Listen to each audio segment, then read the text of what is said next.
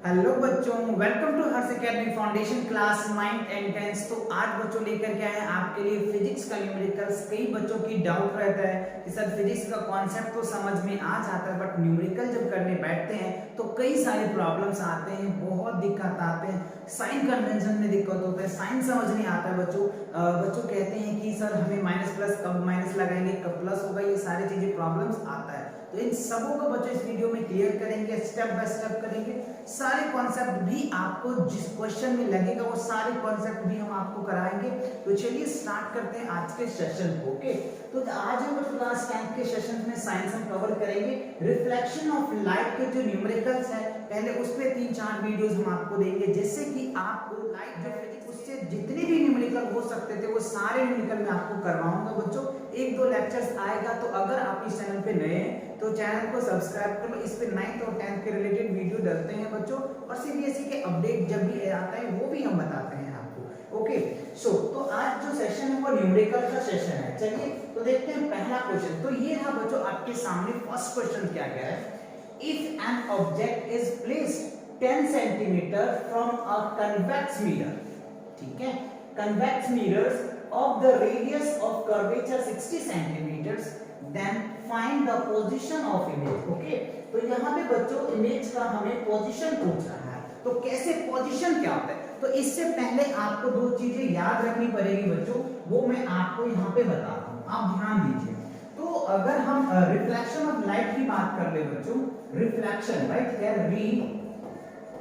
Reflection, तो reflections of light, तो देखो इसमें कुछ मेन इंपॉर्टेंट फॉर्मूलेज होते हैं जो आपको अच्छे से आने चाहिए। सबसे पहले मिरर फॉर्मूला होता है, राइट।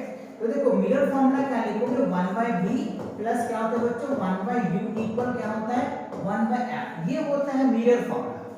इसको हम लोग क्या बोलते हैं, मिरर फॉर्मूला, mf लिख सकते हैं, मिरर फॉर्मूला लिख सकते हैं। अब इसी में आता है 1/v माइनस 1/u इक्वल क्या होता है, 1/f। इसको बोलते हैं लेंस फॉर्मूला, LF लिख सकते हैं, लेंस फॉर्मूला लिख सकते हैं, ठीक है। उसमें माइनस आ जाता है, क्लियर। उसके बाद आप देखेंगे F बराबर क्या होता है बच्चों, R/F बराबर, यानी F बराबर R/2 होता है। तो F इक्वल्स टू क्या हो जाएगा, यानी आपको ये फॉर्मूला होता है F बराबर R/2 होता है। ये फॉर्मूला भी निकल के आता है। Focal length equal to radius of curvature upon 2 होता है। और जब आपको R निकालना है तो क्या होगा, 2 into F कर सकते हैं, ये निकल के आ जाएगा। और उसके बाद क्या होता है, मैग्नीफिकेशन का फॉर्मूला होता है। मैग्नीफिकेशन इक्वल्स टू क्या होता है, -b/u। ये क्या होता है बच्चों, लेंस में होता है, सॉरी मिरर में होता है। m इक्वल्स टू -b/u किसमें होता है, मिरर में होता है। और अगर मैं लेंस की बात कर लूं तो v/u होता है। एक तो आपने ये देखा। एक और फॉर्मूला होता है बच्चों इसका, हाइट ऑफ इमेज अपॉन में हाइट ऑफ ऑब्जेक्ट, ये होता है।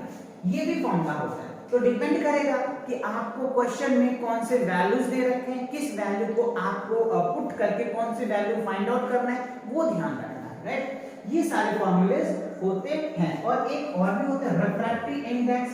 रिफ्रैक्टिव इंडेक्स का जो वैल्यू होता है बच्चों, स्पीड ऑफ लाइट इनटू क्या होता है, स्पीड ऑफ मीडियम, आप ये लिख सकते हैं, ठीक है।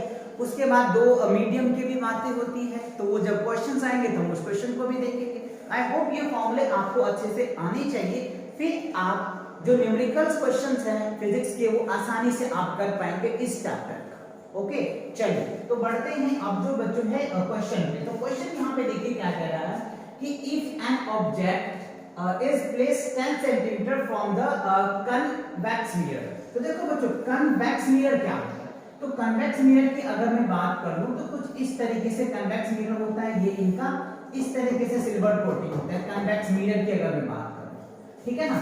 अब इसमें देखो u आपको दे रहा है, तो u कितना है आपको, 10 सेंटीमीटर। तो अब यहाँ पे समझना है सर ये प्लस होगा या माइनस होगा। तो u जो होता है बच्चों दोनों में, या कन्वेक्स हो या कनकेव हो, माइनस में होता है। तो यहाँ पे हम माइनस साइन लगा देंगे, ठीक है जी। अब कह रहे रेडियस ऑफ कर्वेचर, तो देखो r जो दे रखा है बच्चों वो 60 सेंटीमीटर दे रखा है। तो अभी हमने आपको बताया क्या बता, रेडियस ऑफ कर्वेचर दे रखा है। तो अभी हमने बताया जब f r दे रखा हो तो f इक्वल टू फॉर्मूला होता है ना r/2, तो इससे r/2 निकाल दीजिए। तो क्या होगा, 60/2 कर दीजिए, तो क्या निकल के आ गया, 30 सेंटीमीटर निकल के आ गया, ठीक है, ये क्या आ गया 30 सेंटीमीटर निकल के आपका आ गया। और इसमें जो F होता है ना बच्चों, इसमें जो F होता है वो पॉजिटिव होता है, ये ध्यान रखना। कन्वेक्स मिरर में जो F होता है ना वो पॉजिटिव होता है, ये जो F होता है बच्चों वो पॉजिटिव होता है। ये बहुत बच्चे को कंफ्यूज रहता है। कन्वेक्स में पॉजिटिव होगा और कनकेव में नेगेटिव होगा, लिख लो कहीं पे, कनकेव में नेगेटिव होगा, कन्वेक्स में पॉजिटिव होगा। क्लियर? ओके, तो ये चीजें आ गई। अब हमें क्या है कि find the position of image. Image जो होता है वो v होता है, v के डिस्टेंस अगर निकाल देंगे तो वो हमारा इमेज होता है। तो अब यहाँ पे क्या है, मिरर है, तो आप मिरर फॉर्मूला लगाएंगे। चलिए, तो मिरर फॉर्मूला लगाते हैं बच्चों। तो 1/v हमें निकालना है, तो क्या लिखेंगे 1/f और माइनस क्या हो जाएगा 1/u निकल के आ जाएगा। तो f की वैल्यू आपको पता है 30 है, u की वैल्यू आपको पता है कि कितना है, u कितना निकाला आपने, है ना 10 है बच्चों, तो माइनस माइनस क्या हो जाएगा प्लस हो जाएगा। तो अब यहाँ पे 10 लिख सकते हैं, ठीक है। आप यहाँ पे एलसीएम लीजिएगा 10 और 10 30 का एलसीएम लेंगे तो कितना होगा 30 होगा, ठीक है। तो इसे इसको डिवाइड कीजिए 1, इससे कीजिएगा तो क्या होगा बच्चों 3, 10 3 से 3। तो आप इनको अगर सॉल्व करते हैं तो क्या निकल के आ जाएगा 4 बाई क्या हो जाएगा 30 हो जाएगा, ठीक है। अब इसको डिवाइड कर दीजिए 2 हो जाएगा और ये क्या हो गया 15 हो जाएगा। तो अब आप यहाँ पे देखेंगे 1/v इक्वल्स टू क्या होगा बच्चों 2/50। तो क्रॉस मल्टीप्लाई कर दीजिए, इससे इसको मल्टीप्लाई करेंगे तो फाइनली v इक्वल्स टू क्या निकल के आ जाएगा 15/2। इसको डिवाइड कर दीजिए तो क्या हो गया 7.5, ये आपका सेंटीमीटर आ जाएगा, राइट। तो जो हमारा क्वेश्चन जो पूछ रहा था v क्या आ गया 7.5 आपका रिजल्ट आ जाएगा। और v क्या है इसमें पॉजिटिव आ रहा है, v क्या है पॉजिटिव आ रहा है ना, क्योंकि आप यहाँ पे देख पा रहे हैं तो v पॉजिटिव होगा। क्लियर? आई होप अच्छे से समझ आ रहा है। तो इसी तरीके से फॉर्मूले को अच्छे से समझना है, कहां पे प्लस होगा कहां पे माइनस होगा ये भी ध्यान रखना है। तो आपने क्या देखा, कन्वेक्स मिरर में u नेगेटिव होता है, v पॉजिटिव होता है और f भी पॉजिटिव होगा, वो डिपेंड करेगा वैल्यू पे। क्लियर ना? ओके, आई होप क्लियर हो गया। चलिए तो मूव करते हैं अगले क्वेश्चन पे। अगला क्वेश्चन देखो आपके सामने ये रहा, an object is placed at a distance of 12 cm in front of the concave mirror। अब देखो यहाँ पे क्या आ गया concave mirror आ गया। कौन सा मिरर आया concave mirror। तो आपको इस तरीके से बना लेना है concave का, ये हो गया concave mirror, ये उसका प्रिंसिपल एक्सिस हो गया, ठीक है। अब क्या रहा है कि ऑब्जेक्ट डिस्टेंस, तो u देखो बच्चों ऑब्जेक्ट डिस्टेंस मिरर के इस साइड है ना, तो ये क्या निकल के आ जाएगा -12 सेंटीमीटर दे रखा है। इफ कह रहा है it form a real image. अच्छा यहाँ पे देखो बहुत इंपॉर्टेंट बात कह रहा है रियल इमेजेस। ध्यान रखिएगा बच्चों, जब भी रियल इमेज होता है ना, जब भी रियल इमेज होगा तो जो मैग्निफिकेशन होता है ना वो नेगेटिव होता है। ध्यान रखना, आप यहाँ मैं लिख देता हूँ, जब भी रियल इमेज होगा तो मैग्निफिकेशन नेगेटिव होता है, राइट। मैग्निफिकेशन क्या होगा नेगेटिव होगा। और जब मैग्निफिकेशन नेगेटिव यानी रियल है तो क्या होगा रियल होता है तो इन्वर्टेड भी होता है, इन्वर्टेड ये चीज आती है। जब भी इमेज रियल होता है क्या होता है बच्चों रियल होता है तो वो इन्वर्टेड भी होगा। तो m क्या है नेगेटिव है तो क्या होगा रियल होगा इन्वर्टेड होगा, ठीक है। तो वही बात यहाँ पे कह रहा है 4 टाइम्स है, तो यहाँ पे जो मैग्निफिकेशन आएगा ना वो -4 आ जाएगा। माइनस लिखने का मतलब यही था कि आपको ये समझाना था, ये रियल इसीलिए दे रखा है आपको कंफ्यूज करने के लिए। अब यहाँ पे जो मैग्निफिकेशन है वो पॉजिटिव लेंगे या नेगेटिव लेंगे वो डिपेंड करेगा इस कॉन्सेप्ट, इसीलिए वो रियल दे दिया। रियल होगा तो मैग्निफिकेशन डेफिनेटली बच्चों नेगेटिव ही होगा। क्लियर? ओके, तो ये नेगेटिव आ गया। अब क्या रहा है 4 times and then object calculate the distance of image from the mirror. अच्छा तो कह रहा है कि calculate distance of image from the mirror. अच्छा मिरर से कितनी दूरी पे जाकर के इमेज बना ये आपको बताना है। तो बहुत बेसिक सा क्वेश्चन है, आपको u दे दिया है, m दे दिया है और आपको मैग्निफिकेशंस दे दिया है, आपको v कैलकुलेट कीजिए। तो देखो v कैलकुलेट करना है तो आपको पता है मैग्निफिकेशन इक्वल्स टू बताया मैंने v अपॉन में u होता है, किसमें होता है मिरर में होता है। और ये हमसे क्या पूछ रहा है मिरर ही है ना बच्चों, यहाँ पे मिरर है तो आप ये वाला फॉर्मूला लगाएंगे, ठीक है सर। तो मैग्निफिकेशन आपको क्या दिया है -4, ठीक है। माइनस हो गया, u आपको पता है, v पता नहीं है, तो यहाँ पे v लिखेंगे। u आपके पास कितना दे रखा है, -12 दे रखा है, तो हमने लिख दिया। माइनस से माइनस कैंसिल हो गया, प्लस। अब इसके नीचे 1 आ जाएगा। अब क्रॉस मल्टीप्लाई कर दीजिए, इससे इसको मल्टीप्लाई कर दीजिएगा, इससे इसको मल्टीप्लाई कर दीजिएगा, तो v इक्वल्स टू होगा बच्चों 12 into -4। तो अब इसको डिवाइड मल्टीप्लाई करेंगे तो बच्चों 48 48 यहाँ पे आप सेंटीमीटर लिख सकते हैं। तो v कितना आ गया बच्चों, 48 सेंटीमीटर आ गया, 48 सेंटीमीटर। और क्वेश्चन में भी तो वही कह रहा है, ध्यान दो ना, अगर आप यहाँ भी आंसर देखोगे तो समझ में आ जाएगा। अगर ऑब्जेक्ट की डिस्टेंस 12 सेंटीमीटर है, अगर ऑब्जेक्ट की डिस्टेंस 12 सेंटीमीटर है, तो वो कह रहा है 4 गुना बढ़ जाता है, 4 टाइम्स बढ़ जाता है। और जब 4 टाइम्स बढ़ेगा तो डेफिनेटली 12 4 जा 48 होता है। तो आप ऐसे भी आंसर्स दे सकते हो ऑब्जेक्टिव टाइप में, अगर आपको कहीं पूछ दिया जाता है तो। समझ रहे बातों को? और नहीं, अगर आपको सब्जेक्टिव वे में पूछता है तो आप इस तरीके से क्वेश्चन को सॉल्व करोगे। क्लियर? आ गया ना समझ में? ओके, चलो मूव करते हैं अगले क्वेश्चन पे। अगला क्वेश्चन देखो आपके सामने क्या है। An object is placed at a distance of 8 centimeter, ठीक है, from the convex mirror of a focal length 12 centimeter. Find the position of the image. यहाँ भी बहुत बेसिक क्वेश्चंस है।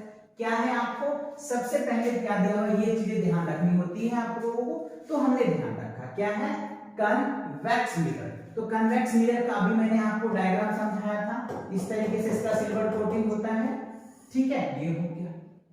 अब कह रहे ऑब्जेक्ट जो दे रखा है वो 8 सेंटीमीटर, मतलब u की जो वैल्यू है, u की जो वैल्यू है वो क्या है, 8 सेंटीमीटर, तो यहाँ पे नेगेटिव होगा, ठीक है।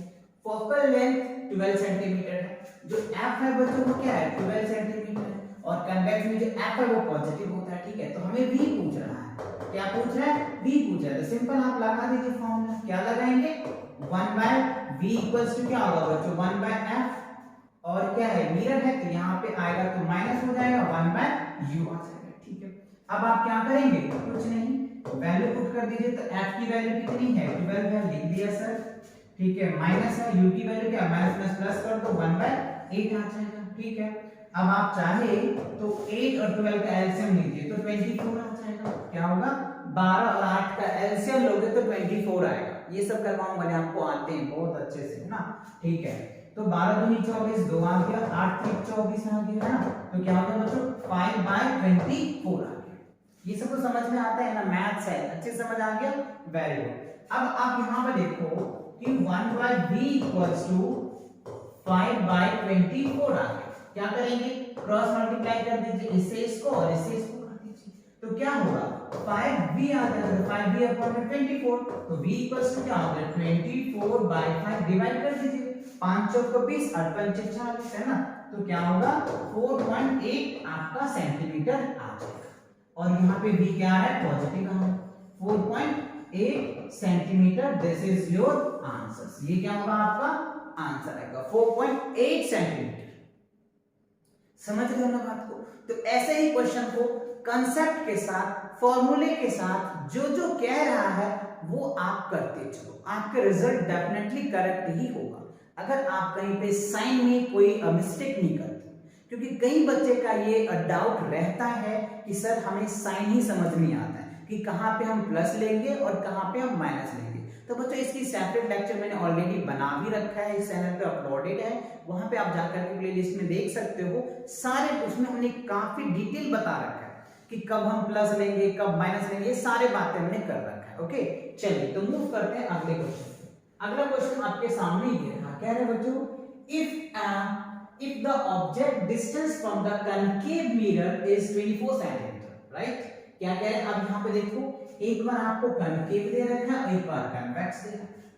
तो कनकेव मिरर में क्या है कि जो ऑब्जेक्ट का डिस्टेंस है वो 24 सेंटीमीटर है, एंड इमेज डिस्टेंस है वो 12 सेंटीमीटर दे रखा है in front of the mirror, then the magnification of the mirror. अच्छा, तो यहाँ पे मिरर का मैग्निफिकेशन हमसे पूछा है, तो देखो जो दिया है वो आप लिख देंगे। पहले तो हमें क्या है, कनकेव मिरर है, तो इस तरीके से इसका आपका डायग्राम बनेगा। ये इसकी प्रिंसिपल एक्सिस होता है, ये पोल होता है, ये फोकस होता है, ये सेंटर ऑफ कर्वेचर होता है, ये चीज आपको पता है बहुत पहले से, राइट। तो u की वैल्यू आपको दे रखा है कितना, 4 सेंटीमीटर, तो यू क्या होगा, नेगेटिव होगा डेफिनेटली, ठीक है। इमेज डिस्टेंस जो है वो कितना दे रखा है, सॉरी इमेज यानी v है वो कितना दे रखा है बच्चों, 12 सेंटीमीटर होगा। क्यों होगा माइनस सर, क्योंकि देखो ना बच्चों क्या है कनकेव मिरर है, कनकेव मिरर में ध्यान रखना u भी नेगेटिव होता है, ठीक है, v भी नेगेटिव होता है और इवन f भी नेगेटिव होता है। ये चीजें आपको याद रखनी है, तीनों बातें याद रखनी है। u नेगेटिव होता है, v नेगेटिव होता है, f भी नेगेटिव होता है कनकेव में, क्योंकि सभी एक ही साइड होता है। एक ऐसे केस होता है जहां पे बच्चों v पॉजिटिव होता है, क्या होता है, एक ही ऐसे केस है जो इमेजिनरी होता है बच्चों, जब ऑब्जेक्ट को p और f के बीच में रखते हैं तो इसके मिरर के उस साइड बनता है, उस केसेस में v पॉजिटिव होता है, बाकी सारे नेगेटिव होते हैं। क्लियर, चलिए तो समझ आ गया ये साइन कन्वेंशंस, ओके। अब आप यहां पे आइए, v हमें दे रखा है, u दे रखा है, हमसे क्या पूछ रहा है, मैग्निफिकेशन आप बताओ किसका, मिरर का। तो आपको पता है मैग्निफिकेशन इक्वल्स टू क्या होता है, minus v upon u, mirror के केसेस में लेंस में प्लस हो जाता है, ठीक है। तो आप यहां पे लिखेंगे माइनस v की वैल्यू कितनी है अपने पास, माइनस का 12 है, u की वैल्यू कितनी है अपने पास 24 है, कुछ नहीं है सर, माइनस से माइनस खत्म, ये हो गया 12, तो क्या रिजल्ट आया, -1/2 आ जाएगा। और मैग्निफिकेशन का बच्चों कोई यूनिट नहीं होता, मैग्निफिकेशन का कोई यूनिट नहीं होता, इसीलिए इसकी वैल्यू -1/2 ही लिखा जाएगा। कई बच्चे हो सकता है कि यूनिट डाल दे तो गलत हो जाएगा बच्चों। मैग्निफिकेशन का कोई यूनिट नहीं होता, क्योंकि दोनों यूनिट सेम होता है, दोनों यूनिट कैंसिल हो जाता है, इसीलिए मैग्निफिकेशन का कोई यूनिट नहीं होता है। आई होप समझ आ रहा होगा अच्छे से, ओके। चलिए बढ़ते हैं अगले क्वेश्चन की तरफ। अगला क्वेश्चन देखो आपके सामने क्या है, light enter air to diamond. अच्छा, बहुत प्यारा सा क्वेश्चन है, कह रहे हैं लाइट जो है बच्चों एंटर कर रहा है एयर से डायमंड में। तो देखो लाइट जो है एयर से किसमें एंटर कर रहा है, डायमंड में, ठीक है। तो अब यहाँ पे देखिएगा बच्चों क्या कह रहा है, डायमंड में जो एयर से क्या हो रहा है, लाइट एंटर कर रही है डायमंड में, विद रिफ्रैक्टिव इंडेक्स जो है वो आपको दे रखा है 2.42। What is the speed of light in diamond? Speed of light in air या वैक्यूम, याद रखना speed of light in air या वैक्यूम, इनका जो वैल्यू होता है बच्चों 3 × 10⁸ मीटर पर सेकेंड होता है, ये ध्यान रखना। स्पीड ऑफ लाइट जो होता है 3 × 10⁸ मीटर पर सेकेंड होता है, एयर में भी होता है और वैक्यूम में भी होता है, ठीक है। अब आपको यहाँ पे रिफ्रैक्टिव इंडेक्स ऑफ डायमंड्स दे रखा है, तो देखो अगर हम refractive index air with respect to diamond की बात करें वो कितना देगा, 2.42 आपको दिया हुआ है, और स्पीड ऑफ लाइट दे रखा है। तो देखो रिफ्रैक्टिव इंडेक्स का जो फॉर्मूला होता है बच्चों, रिफ्रैक्टिव इंडेक्स म्यू बोलते हैं, इसका अगर मैं वैल्यू बोलूं तो क्या होगा, स्पीड ऑफ लाइट अपॉन में क्या होता है, speed of light in medium होता है, speed of light in air upon क्या होगा, speed of light in medium होता है, ठीक है।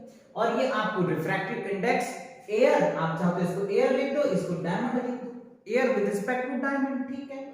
अब यहाँ पे क्या speed of light in diamond लिख सकते हो, ठीक है, और ये speed of light into air लिख सकते हो। आप जो सिंबल देना चाहते हो समझने के लिए आप ऐसे दे सकते हो, कोई प्रॉब्लम नहीं। और हमसे क्या पूछ रहा है, ये वीडी पूछ रहा है, speed of light in diamond पूछ रहा है, तो आप क्या करेंगे, क्रॉस मल्टीप्लाई कर दीजिए, राइट, इसको इस साइड कर दीजिए, इसको इस साइड, तो speed of light in diamond equals to speed of light in air 3 × 10⁸ metre per second, right, और ये क्या हो गया 2.42, राइट।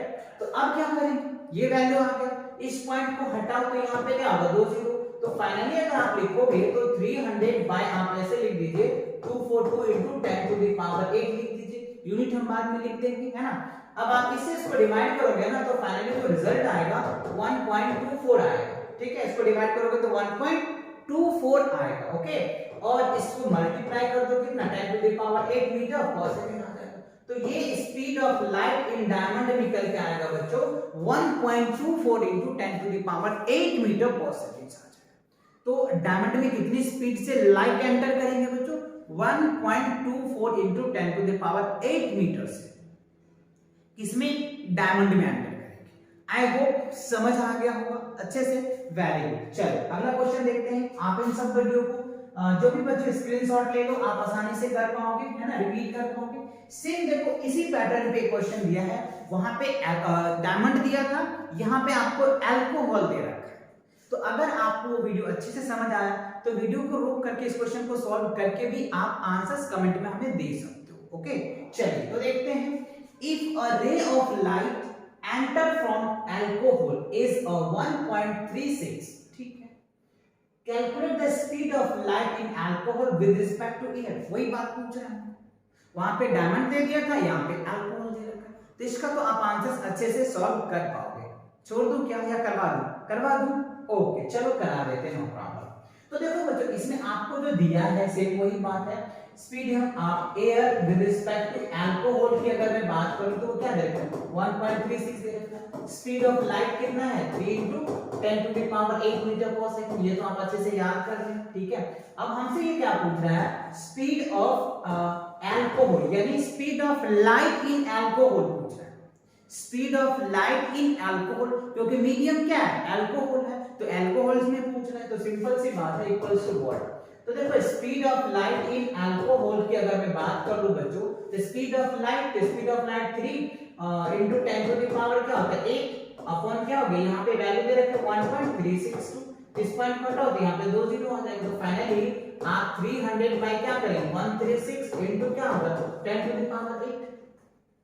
अब आपको डिवीजन बहुत अच्छे से पता है, 300 में क्या कर लीजिए आप, ऐसे कर लीजिएगा, अगर ऐसे समझ नहीं आता है तो ऐसे तो आता ही होगा, ऐसे डिवाइड कर लीजिएगा और फाइनली इसको डिवाइड करोगे तो क्या होगा? 2.21 आएगा। चेक कर लेना, चेक करके कमेंट करके बताना यही आ रहा है कि नहीं। डेफिनेटली यही आएगा बच्चों, ठीक है, 2.21 आ जाएगा। क्या होगा? और इसको आप लिख सकते हैं 2.21 × 10⁸ मीटर पर सेकंड। दैट्स इट, ये आपके क्या बनेंगे? आंसर। तो अल्कोहल में जो लाइट की स्पीड होगा वो 2.21 × 10⁸ मीटर पर सेकंड के स्पीड से लाइट एंटर करते हैं अल्कोहल में। आया समझ में अच्छे से? Very good. चलो बढ़ते हैं अगले क्वेश्चन की तरफ। अगला क्वेश्चन क्या आपके सामने ये रहा कि the refractive index of a water with respect to air. अच्छा, यहां पे बहुत इंपॉर्टेंट क्वेश्चन है बच्चों, ऐसे क्वेश्चन आपको एग्जाम में देखने के लिए डेफिनेटली मिलेगा, आपको ये रहता ही रहता है बच्चों, तो इस क्वेश्चन को बहुत अच्छे से ध्यान से करिएगा। The refractive index of water with respect to air जो आपको दिया है वो क्या है? 3/2, ठीक है। And refractive index water with respect to air जो है वो आपको 4/3 दे रखा है, ठीक है। What will be the refractive index of water with respect to glass, ठीक है। तो आपको refractive index of air with glass पूछा जा रहा है कि क्या है। अब आप यहां पे देखो refractive index क्या दे रखा है आपको? refractive index water with respect to air जो है वो आपको 3/2 दे रखा है, ठीक है। refractive index of water, क्या refractive index to water with respect to जो एयर है वो आपको 4/3 दे रखा है। तो इसके लिए एक सिंपल सा फॉर्मूला मैं बताता हूं, बहुत इजी है बच्चों। आपको क्या निकालना है? Refractive index air with respect to glass, तो refractive index of air with respect to glass अपन में क्या होगा? Refractive index with air with respect to water. तो देखो अब यहाँ पे glass with respect to air कितना दे रखा है आपको? 3/2, और ए फॉर्मूला में क्या होता है? यही आपको कंफ्यूजन में डाल रखा है। यहाँ पे glass with respect to air 3/2 दे रखे हैं और फॉर्मूला में क्या है? एयर विद रिस्पेक्ट टू, इसका क्या करो? रिवर्स कर दो। आप क्या कर दो? Reverse air with respect to glass अगर करोगे तो क्या हो गया? 2/3 लिख सकते हो। इसको अगर क्या करोगे? Air with respect to water अगर आप करोगे तो क्या होगा? 3/4 लिखोगे, है ना, 3/4 लिख दो, ठीक है। तो ये आपके क्या निकल के आ जाएंगे? उल्टा हमने कर दिया 2/3 और ये क्या हो जाएगा? 3/4 निकल के आ जाएगा, 3/4 निकल के आ जाएगा। अब क्या करेंगे आप? सिंपल फॉर्मूले में वैल्यू पुट कर दीजिए, आपके रिजल्ट आ जाएगा। अब आप देखो ये सेम आ गया ना, ये वैल्यू और ये वैल्यू देखो सेम आ गया, तो अब यहाँ पे वैल्यू पुट कर दीजिए, तो 2/3 और क्या होगा बच्चों? 3/4। तो अब आप इसको सॉल्व करेंगे तो क्या हो गया? 2/3 into 4/3, तो क्या हो गया? 4 2 8, 3 3 9। तो ये आपका आंसर आएगा। और एक चीज मैंने इससे पहले वाले वीडियो क्वेश्चन भी बताया था कि रिफ्रैक्टिव इंडेक्स का कोई यूनिट नहीं होता। रेफ्रैक्टिव इंडेक्स का कोई यूनिट नहीं होता, इसीलिए इसका आंसर ऐसे ही लिखा जाता है। क्या होगा? 8/9 इसका आंसर आएगा। अंडरस्टूड ना? अच्छे से समझ आ रहा है? कोई दिक्कत तो नहीं आ रहा ना? Very good. चलो तो बढ़ते हैं अगले क्वेश्चन की तरफ। अगला क्वेश्चन क्या है आपके सामने? अच्छा, कह रहे हैं a 5 centimetre tall object is placed perpendicular to the principal axis of convex lens। अच्छा, तो इससे पहले हमने क्या देखा? मिरर पे क्वेश्चंस था, रिफ्रैक्टिव इंडेक्स पे क्वेश्चन था। अब आपके लेंस के भी क्वेश्चंस आ रहे हैं।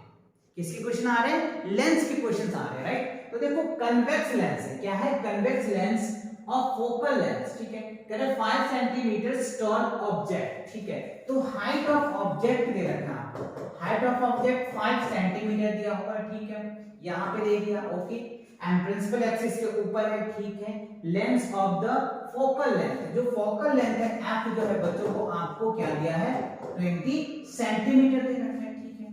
तो हमसे पूछ रहा है इसमें क्या है? Distance of the object is less than 30 centimetre. अच्छा, डिस्टेंस ऑफ ऑब्जेक्ट u जो है बच्चों वो आपको दे रखा है 30 सेंटीमीटर, ठीक है।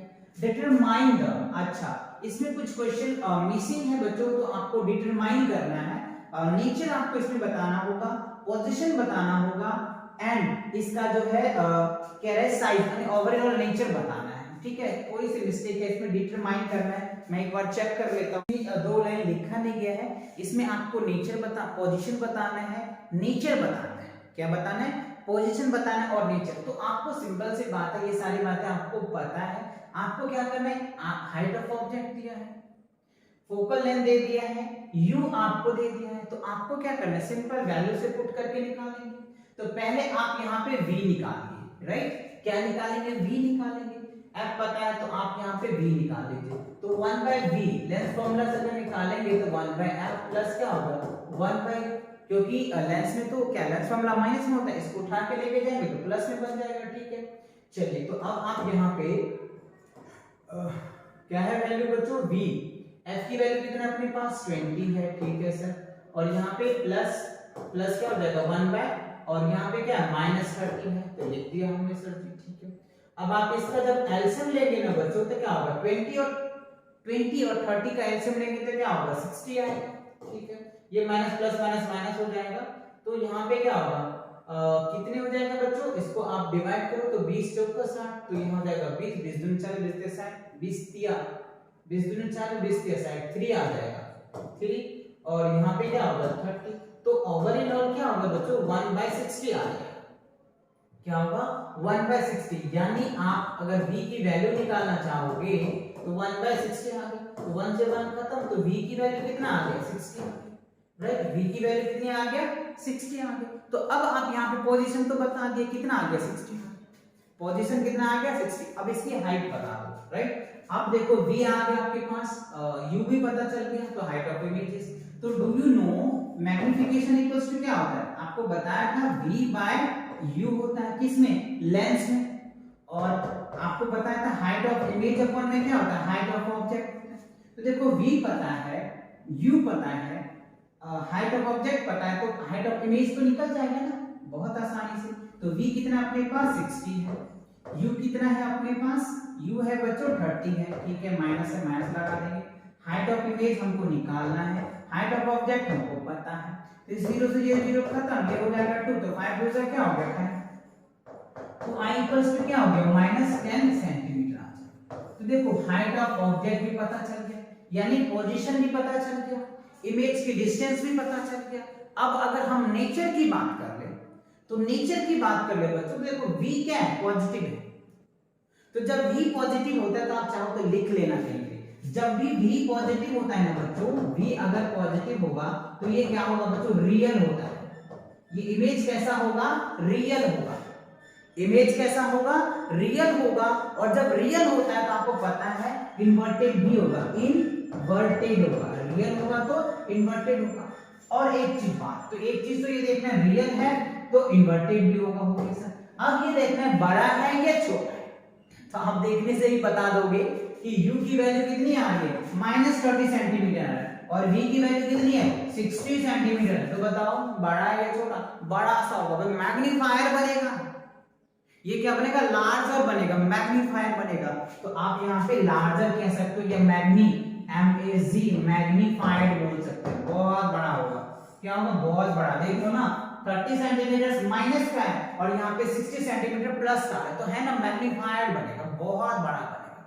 आई होप अच्छे से समझ आ गया क्या, बहुत अच्छे से, वेरी गुड। चलो तो बढ़ते हैं अब अगले क्वेश्चन की तरफ। अगला क्वेश्चन क्या है आपके सामने, ये रहा बच्चों, a convergent lens of power 8D। अच्छा यहाँ पे कहते हैं सर D क्या है, D इज द डायोप्टर होता है बच्चों। लेंस की जो पावर होती है उसको मेजर करने के लिए हम यूनिट का यूज करते हैं डायोप्टर का, तो ये 8D मतलब डायोप्टर है, ओके।